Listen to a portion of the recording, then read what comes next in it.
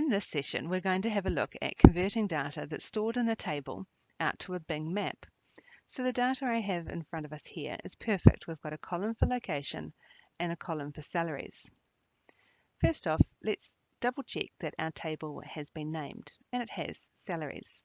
So next step is to convert this table into a pivot. And it's grabbed my table range called salaries, and I'm going to take it out to a new worksheet. And best practice is always to name that new sheet. Brilliant. The information we want to summarize is the location, so we drag that into rows, and there's all of our different locations, and then we want to take the salaries out as well.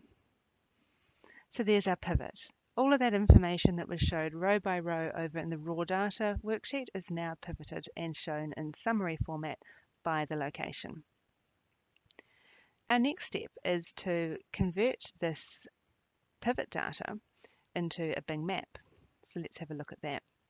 When we open Bing Maps, the first thing is it gives us a little help and a prompt, and it talks about the location selector. This almost like an eyedropper icon.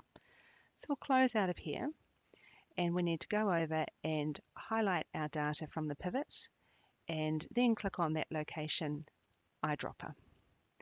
And what that does is it goes out and looks at the pivot, looks at all of the row labels, which happens to be the location, and applies that to a map. So we can check that if we hover over Melbourne, 124550, there we go, that balances. Now another way to look at this data, and I think it looks a little bit nicer, is go into settings and click bird's eye. And then we'll close our settings out. So here's our data from all of those rows converted into a Bing map.